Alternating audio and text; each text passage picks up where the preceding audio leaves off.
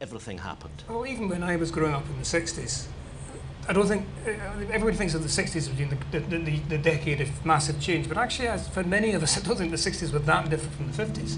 I was looking at a photograph in the Guardian this morning of a schoolboy in some floods in the south of England who had a schoolboy's cap and raincoat on, and this was taken in 1933, and he looked exactly as I looked in 1967.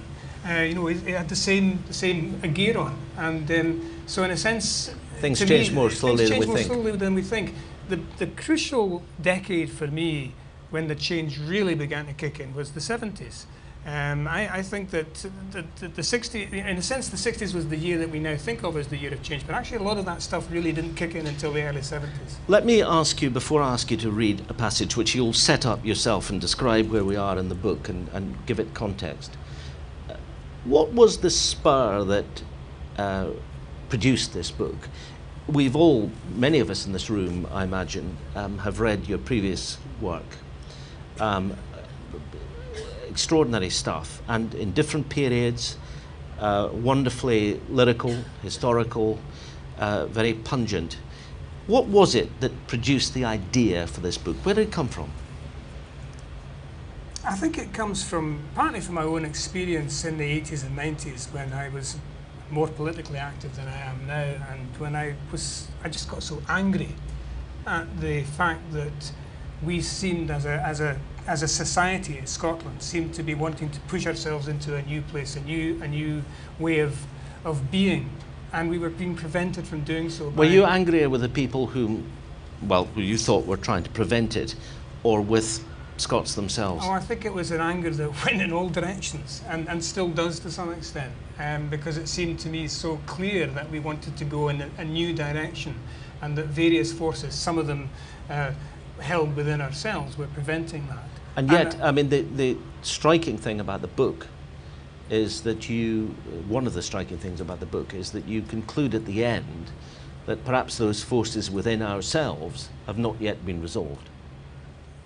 Yeah, that's true, and because I think we're on I see the journey that we're on, the political, cultural journey that Scotland is on, as being one that is on a certain road, and we're quite happy to be on that road, but we don't really know what the destination is. Is that a bad thing? No, I don't think it's a bad thing at all. In fact, I think in the light of changing circumstances, it's probably quite a good thing, because we need to revise our views of what kind of society we're moving towards. Well, we know the arc of prosperity no longer stretches above us, don't we? It doesn't appear to be quite so arc-like, glowing, does it? Yes. But there have been previous dreams that have crumbled. The socialist dream that so many of us have subscribed to seems to have crumbled, rather, and now there are other sort of visions of the kind of society we might be moving in towards, a green or more environmentally friendly. Or so it's a questing story. Yeah, and I think it's a quest that will go on. This is obviously not just pertinent or relevant to Scotland. It's something that is happening the world over. But there is a peculiar and particular story about Scotland that needs to be told, and that's really what I was trying to do. Well, let's get you to read a substantial section from the beginning of the book, and I'd be grateful if you could set the scene and explain, perhaps, for those who won't have read the book, why this matters. It touches on family, it touches on memory, touches on a particular place and a particular kind of Scotland. So let's hear it.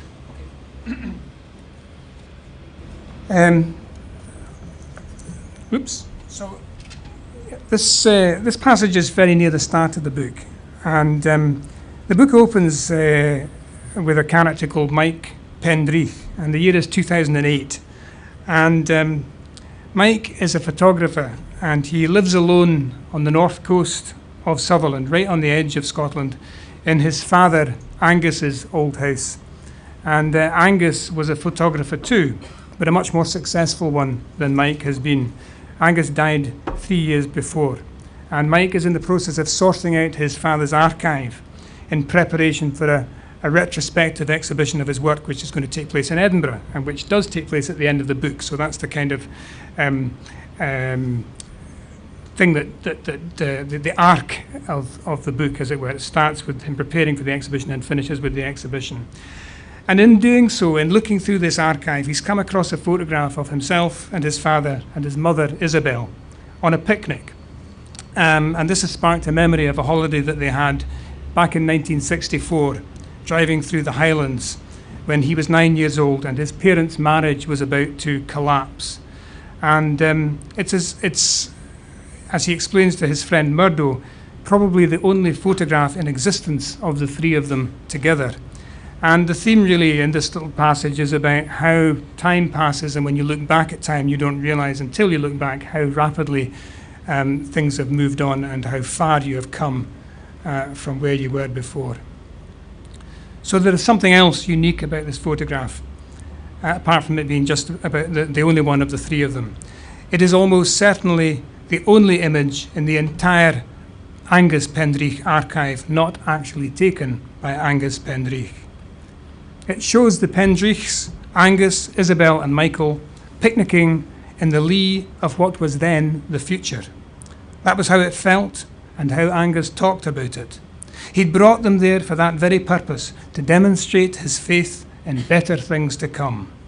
On that patch of thin grass above the beach, they could be witnesses to a new era. 30 yards one way, the blue-black sea filled the view as it always had done. In the other direction, cows grazed green fields bounded by stone slabs embedded in the earth. And beyond these was another strip of water, and then the giant golf ball of the Dounreay atomic power plant. The future, the triumph of science, the harnessing of unimaginable might for the eternal benefit of mankind. Electricity so cheap you wouldn't be able to meter it. Angus wanted to believe all that, and he wanted Isabel and Michael, it was always Michael then, to believe it with him. It should have been exciting and heartening on the second last day of a trip where almost everything had been new, at least in the sense that Michael had not previously experienced it. The wee car ferries, the twisting narrow roads with passing places, palm trees nurtured by the Gulf Stream. Further west, they'd found hairy cows sunbathing on beaches next to children chattering away in Gaelic. But now this was Caithness, and the weather had turned cloudy and cold. And regardless of whatever bounty the future might hold for mankind, as a family unit, the Pendrichs were heading for destruction. The only other pictures Mike has of Angus are ones he took himself, and none of these are from before 1970, the year he got his first real camera and made up his mind to be a photographer like his father. But since Angus was always the one behind the camera, he was always absent from the image. Here he is, though, just as Mike remembers him from that summer holiday, tall, handsome, with thick, dishevelled, dark hair and a caddish smile, standing defiantly against the world and the weather. He's wearing light-coloured summery trousers and an open-necked, short-sleeved shirt, and he seems to find the wind bracing. His wife and son, on the other hand, crouched on a tartan rug on the grass in front of him, are obviously feeling frozen. The photograph is black and white, but somehow Angus looks ruddy and healthy, whereas Isabel and Michael are as grey as the sky. Isabel is in a stylish raincoat with the collar turned up, while Michael sports an unstylish green anorak with a fake fur-lined hood, although as a concession to the moment he has pushed the hood back from his face. Also, he's wearing shorts and sandals. Mike knows it's himself, but it doesn't feel like him. There's a basket on the rug beside Isabel, elements of a picnic scattered round it. All three of them are raising plastic mugs to the photographer in a kind of grim toast to holiday fun. The photographer? A man who happened to be walking along the road at the time. Angus had already taken a couple of shots, and then the man came by. Angus called out to him, would he mind taking their picture? He seemed not to hear at first. Maybe it was the wind. But Angus bounded over and asked again. If the man said anything back, Michael didn't catch it. He was whip-thin and yet somehow bulky, very upright, and he had a khaki pack slung over his shoulder. The face was brown and hard-looking. A scrape of beard on the cheeks, that was all. He was wearing a beret, so you couldn't see the colour of his hair, or indeed if he had any. But Michael thought that he looked quite old, and then that perhaps he wasn't much older than his father.